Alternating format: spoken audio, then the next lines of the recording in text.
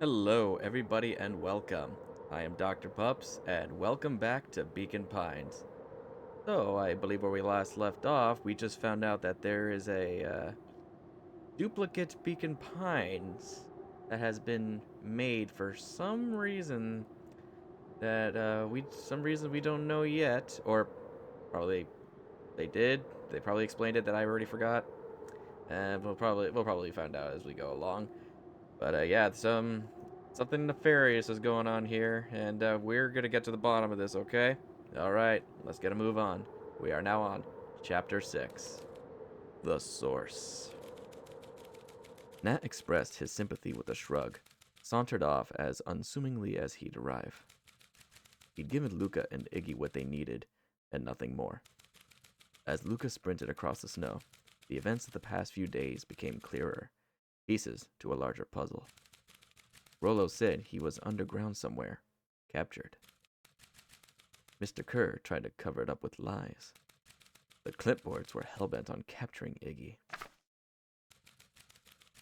It all seemed to point to perennial harvest, but right now, there was one thing that Luca needed to know.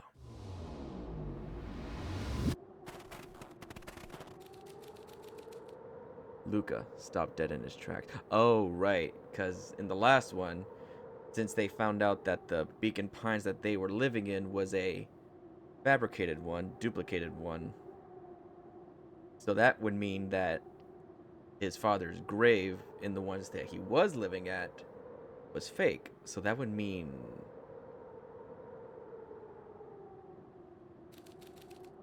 the tree was gone, uprooted and moved, leaving a raw gash in the earth. He dropped to his knees and dug wildly at the cold snow.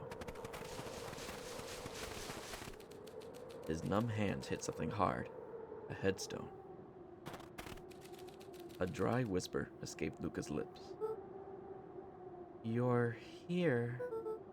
All this time I thought I was visiting you, but you've been here, alone, in the snow. Dad, I'm so sorry. They ruined your favorite spot in the world. Our favorite spot in the world. Dad, what do I do?" There was no reply, just snow-covered silence. Excuse me. Gotta get his voice back. "Why'd you give me the slip like that? What if I couldn't find you, you jerk?" Iggy finally noticed the tears welling in Luca's eyes and the snow-covered grave. "Oh, Iggy, they stole his tree, Iggy." "Yikes. Big oof." Suddenly, they heard the crunch of approaching footsteps in the snow. "We gotta hide." Uh-oh. 259K. Fall off distance still good. Dude, did you hear me? I said 259. Sorry. You ever think about what we did here? We saved a whole town of people. Doesn't feel like it sometimes. What about everything we left behind? That's the grave of someone with a family. The people who love them will never know the truth. The truth is overrated. He bent down to scoop up a snowball and lobbed it playfully. Hey! Don't be such a downer, dude. We took this job to change the world. Yeah. Come on. It's almost lunchtime. just, just shimmy off to the other side. It's funny. Weirdo. Yeah, but why was he smooth with it, though? That was pretty clean. Here, I thought I was a jerk. These dinguses are out here literally dancing on graves. Lucas stuttered through heaving sobs. I thought I was visiting him. I thought he was with me. Not gonna lie, that's a bad break. Here's some advice. Iggy gave Luca a solid smack on the back of his head. Hey! Who's any of this helping? What? Sitting here in the snow, crying like some pushover? Who you helping? Iggy, look what they did! They lied to everyone! Blah, blah, blah. Luca Van Horn, you're a lot of things, but you ain't no pushover. What did I tell you before? When some jerk comes at you, acting like a horse's ass, I just stand up for myself. Hell yeah. Her and his merry little band of clipboards pulled off this switcheroo for a reason, right? That mentioned something about a source. Luca wiped his eyes with a sleeve. Whatever's at the source must be awfully valuable to Perennial Harvest. Sure would be a shame if something unfortunate were to happen to their precious source, wouldn't it? What do you have in mind? If it's small enough to steal, we snatch it. If it's too big to snatch, we smash it. What if it's too big to smash? Iggy flashed a mischievous smile and cracked his knuckles. I'm always up for a challenge. I'm gonna make this right, Dad. I promise. Let's do this. Locate the source.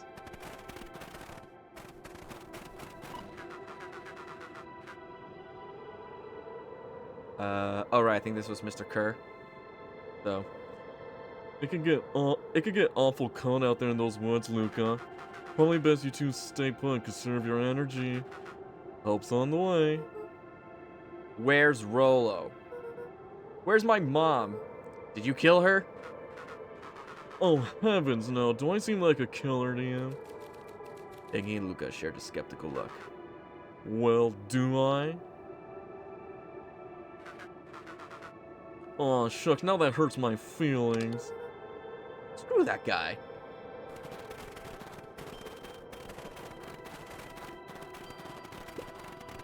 Alright, so we gotta find the source. Wait a minute. If this is the original town, then that means... Iggy darted behind a large pine and began digging furiously. He emerged holding a shoebox with a crude skull painted on its lid. What's that? Long story? So a few years back, I, came into possession of some premium grade fireworks. Not the wimpy firecracker stuff they give kids. The good stuff. So why did you bury it under a tree? That's the long part of the story. You and Rollo were doing chores at Rollo's chicken coop, and you guys pissed me off for some reason or another. Luca rolled his eyes with realization. No, you didn't. Iggy stifled a chuckle. Yep. I just wanted to give you guys a little scare. But like I said, these were some primo fireworks. Primo? Primo? Primo. Like premium? Anyways. So I might have underestimated things. You blew up the chicken coop? I prefer to think of it as incendiary redecoration. Sorry, but you shouldn't have seen the looks on your faces. Rollo got grounded for months, which is why I need to stash the evidence and lay low. So I buried him under that tree. When I came back from later, they were gone. I figured some grown-up found them and tossed them. Iggy triumphantly raised the shoebox. Turns out, it wasn't the fireworks that got moved. It was us. Unbelievable. Yo, good idea. Yep. Do you think this is a game? Newsflash, boyo. You're not a hero. You're a little brat who's in way over his head. A hero is just someone who refuses to give up. Comics these days are rotting children's brains. Everyone thinks they're a spaceman superhero. I was always partial to Hank Atomic myself. Is that so? Do you really think you have a chance against us? You have no idea how powerful we are. Prepare for blast-off, loser. Yeah, that'll show him. Wait, can I go over this? Whee! Yep. Alright, off we go. To the source. Oh, look. The source. That was quick. But before that, can we check the other places? I guess we cannot. Just curious. Nope. Alright, so the source it is.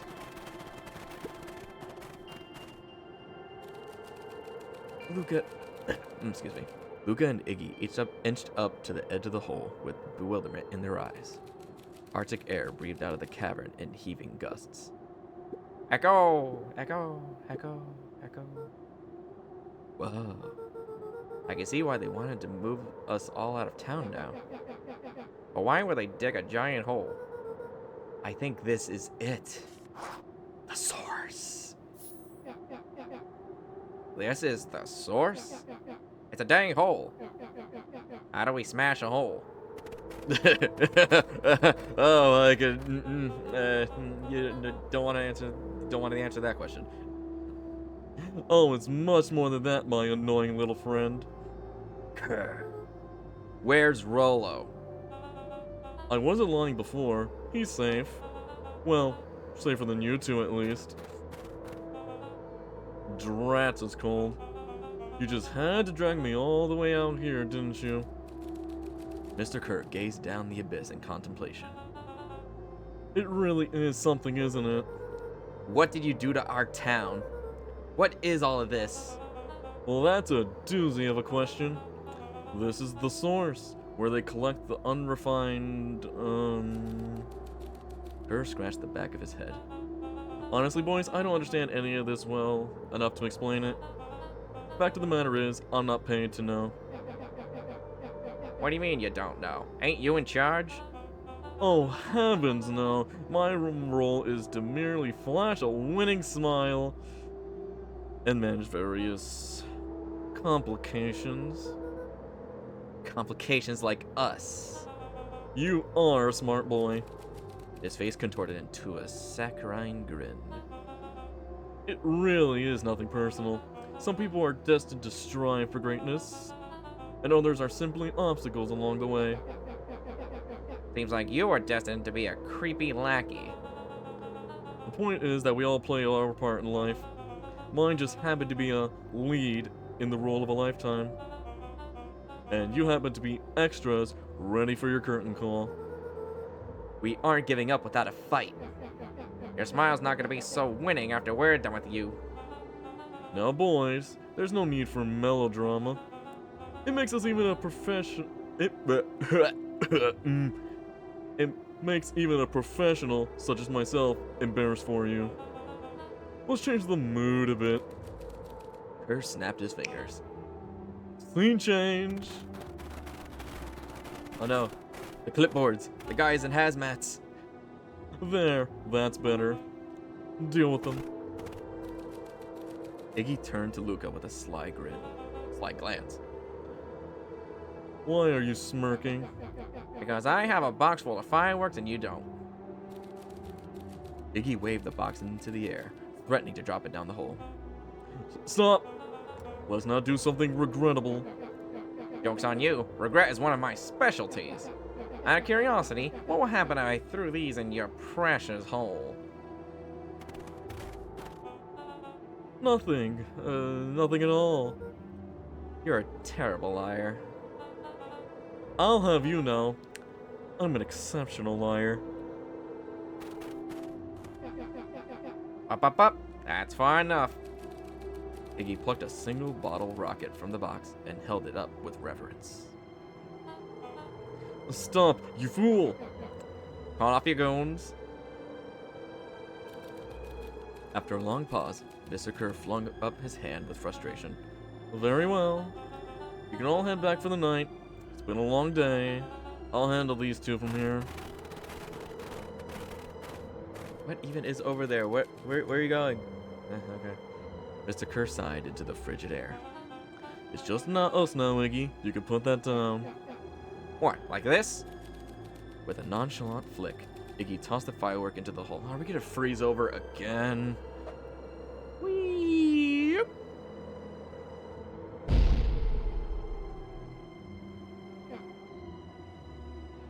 Oh god, look at the look on this dude's face.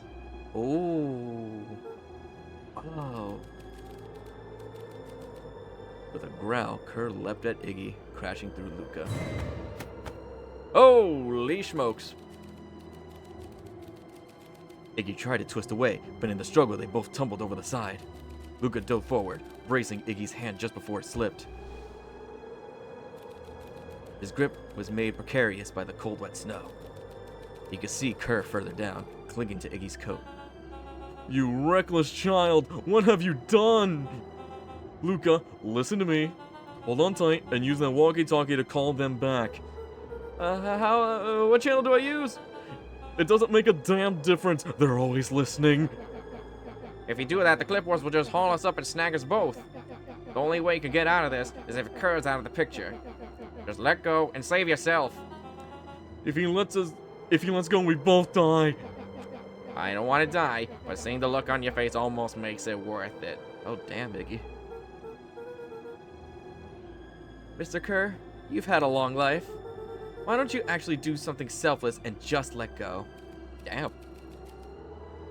Just saying, off with yourself and let me save Iggy. Damn.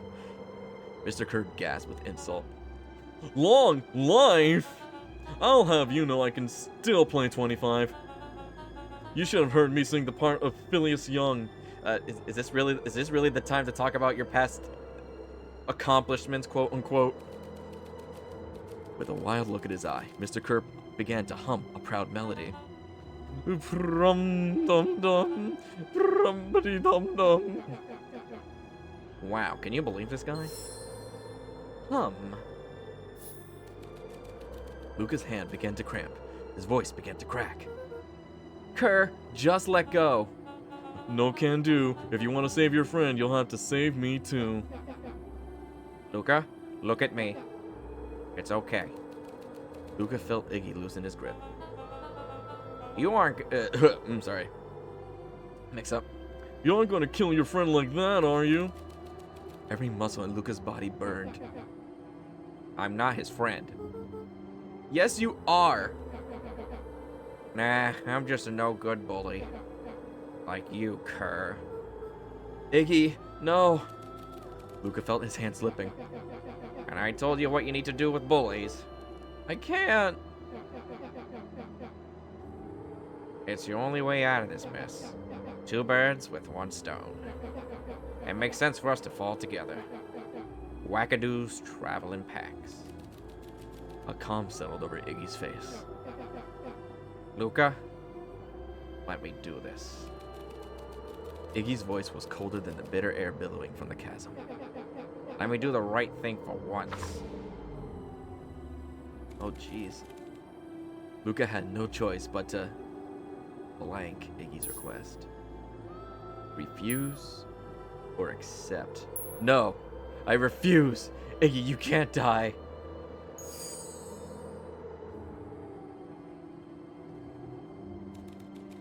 He tightened his grip and reached for the walkie-talkie in his pocket. Pretty sure this is not the right solution, but it's always good to see which. I like to see all options. A wild delight crept onto Mr. Kerr's face. Oh, that's a good lad. Now radio for help.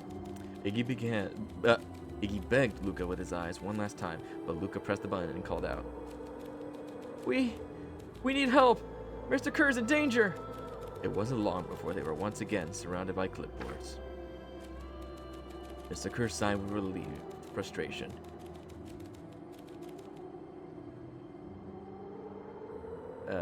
Is this still Mr. Oh. There you are. You really are a worthless lot, aren't you? Mirror. Now. A clipboard dutifully produced an ornate ivory hand mirror, and Mr. Kerr began preening his tousled hair. Ah, that's better. Mr. Van Horn, I applaud your sharp thinking under duress. I'll put in a good word for you with the founder. Take them away. A swarm of hands overpowered Luca. The last thing he saw before a cloth bag was pulled over his head was the defeated look on Iggy's face. The end. I think this was one of those times where doing the right thing was the wrong thing.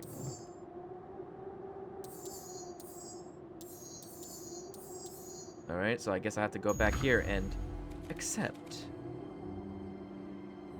Iggy's... okay.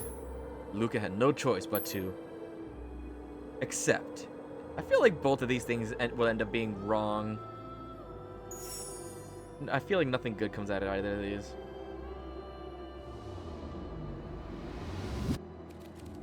With a quiet blink, Luca watched a teardrop sail down into the howling void. As his fingers slowly gave up, he met eyes with Iggy. Good. Oh. Damn. The two silhouettes were swallowed by darkness.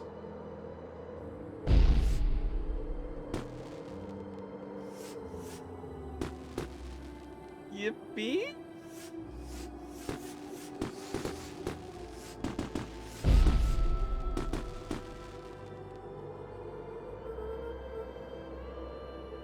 Hell of a goodbye, Iggy.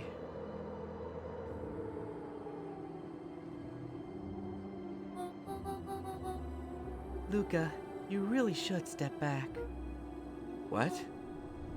Quickly. Oh.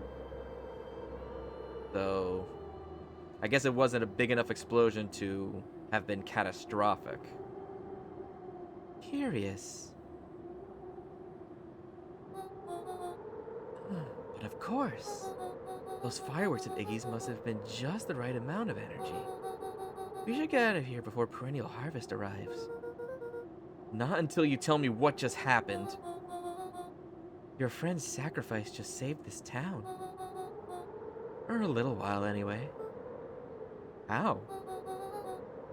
Tempest liquamine is a peculiar substance. It could change the relationship between matter and time itself. But doing so requires unfathomable energy. In a closed system, that energy could only come from its surroundings.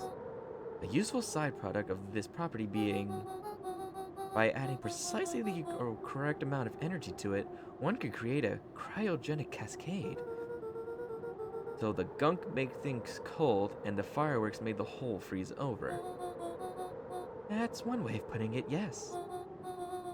As dumb luck would have it, the fireworks weren't strong enough to generate a runaway reaction. I shudder to think what would happen in that case. We have some idea what that would look like. Alter the timeline. It will take them a good while to safely break through and access the source again. If you know all this stuff, why haven't you been helping? I have been, in my way. Each one of us has our role to play. Iggy's role, it turns out, was to buy us precious time. Mine has been to observe and wait. Wait for what? You. Me? Why? What's my role? A fierce twinkle flashed in Nat's eyes. Luca Van Horn, you are going to save the world. With a chuckle, Nat turned and walked west. Dumbfounded, Luca followed behind him, trudging through the snow. Every step taking him further away from everyone and everything he knew, and closer to destiny. To be continued in Beacon Pines 2 Eyes 2. Pines Harder. I don't think that's the case. Revenge serve cold. Second time's a charm. Oh, a lot of subtitles to that. Wait, that's it? This ends with a crummy cliffhanger? Just when it's getting good. I was even starting to like Iggy. No way. I refuse to be associated with some never-ending parade of sequels. Let's go back and find something more definitive. It's a whole thing. Oh, I like the little arts. Okay, so which one have I not done?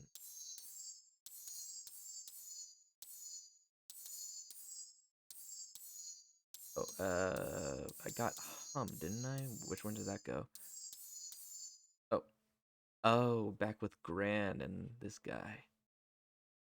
All right, well, let's see how this goes. Amid a blur of emotions and memories, Luca's mind flooded with questions. The wind calmed as if to give him the stage, and in the stillness, he began to hum.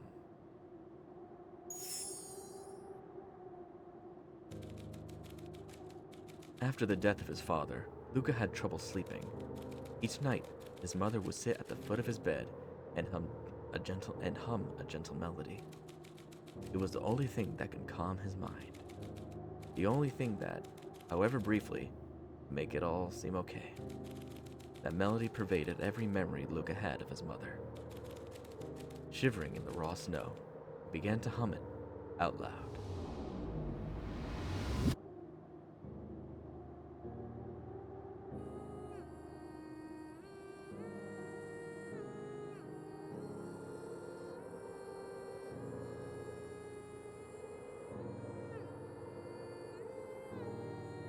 Ooh, getting chills, and not from that cold weather.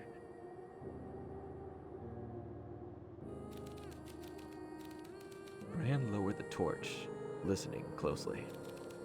As recognition slowly set in, her heart sank. Those countless nights of consolation, the incomparable loss they shared together. She let the torch fall to the snow and sizzle out. A few steps towards Luca was all she could bear, before dropping to the snow herself. Ugh. Honestly, this little tune is like making me choke up a bit. It's a sad little tune.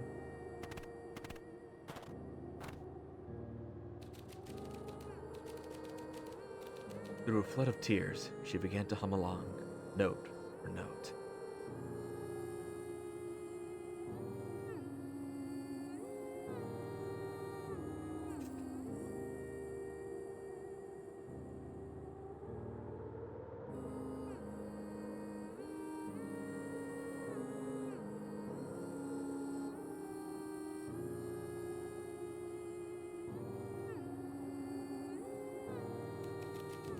Oh, I guess I gotta push something. Luca lifted his head in astonishment. The last time he heard that melody was the last night he saw his mother. How do you know? I'm so sorry, my little buckaroo. Buckaroo? The only people who call me that are my dad and your mother. Luca blinked through blurry, watery eyes, trying to see more clearly. He could just make out the impression of a familiar face. He peered across the snowscape at the woman on her knees. Something about her was undeniably his mother. Only smaller, older, changed. Mom? That's right, buckaroo. Mom! Oh boy. Alright, getting a little bit emotional here. Lucas sprinted as fast as he could toward his mother. They held each other close, and the cold retreated from their bodies. Eleanor? I thought you were... Gone? You should have known I would never abandon my son. Eleanor looked down at Luca, tightening her embrace in an appeal for forgiveness. How? You're a smart man, Joseph. I thought you'd have pieced it together by now. You were exposed. Mom, I don't understand any of this. What happened to you? Where did you go? Why did you leave me? I never left you. I was always right here, Luca. Why did you lie to me? It tore me up, Luca, but I did it to keep you safe. I thought that getting answers would help us both move on. But the more I discovered, the more I realized the danger we were in. Until perennial harvest was stopped, it was better if everyone thought I was gone. You could have trusted me. These are bad people, Luca. They won't stop until they get what they want. And they don't care who gets hurt in the process. Then what do we do? We have to stop them. Joseph slumped into the cold, wet snow. They can't be stopped. This is too big. I tried beating them at their own game. I'm done fighting fire with fire. For the first time in a long time, her voice felt like her own again. No more lies. I see now there's a better way to stop perennial harvest.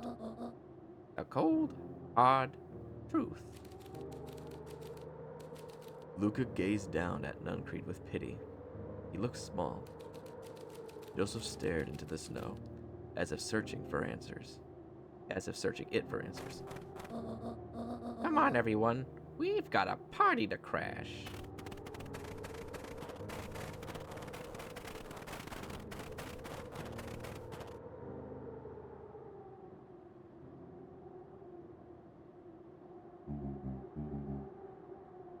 You don't understand. He always wins. Chapter 9. The Devil You Know. 7 months ago, Eleanor Van Horn crept down the maze of sterile hallways under perennial harvest. She stopped in front of the large steel door marked Deep Engineering. No turning back now. She raised a trembling hand.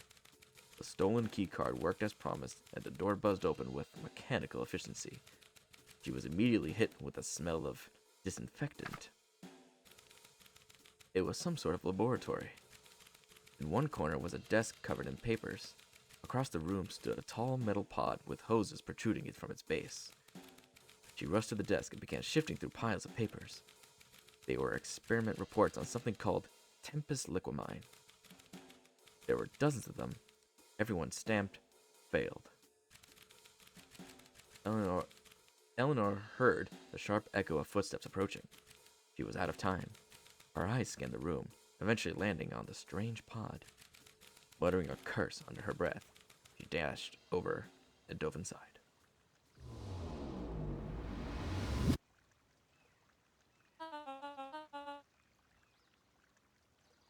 And that is what change is all about.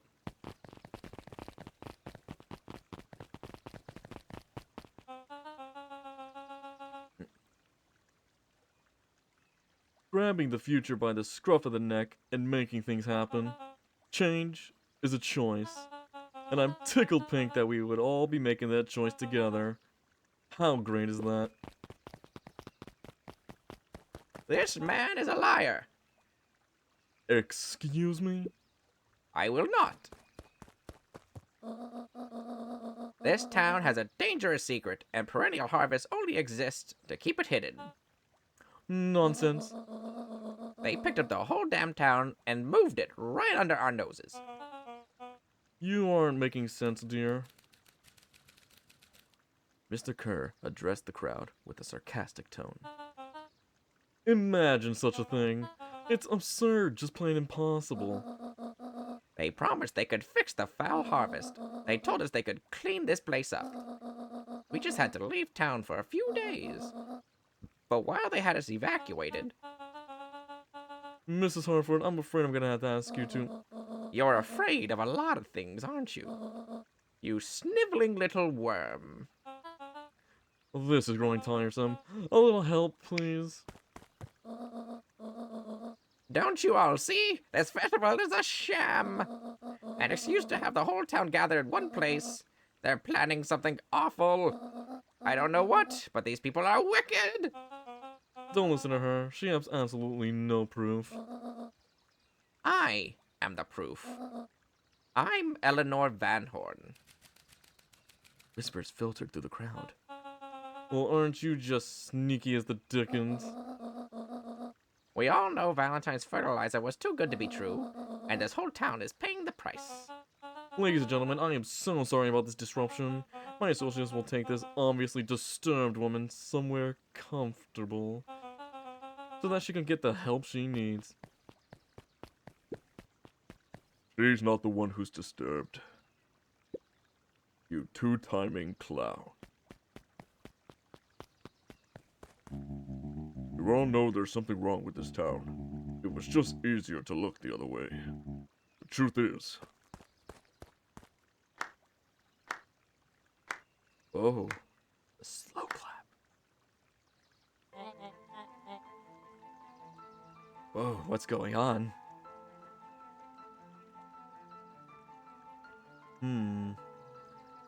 You know what? I think we're gonna have to find out in the next video, and by the looks of it, it might just be the last. What's happening here? What's this kid up to? Low clapping? You know something, we're gonna get some crazy plot twist here, so you know what? Let's just leave it right there. You know how I love cliffhangers. Sometimes.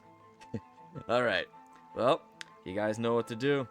If you like this video, why not leave a like, leave a comment, and subscribe so that way you could see the epic conclusion to this crazy tale that we've been running around in. Alright? Okay. So I will catch you all in the next and possibly last video of this series. Bye!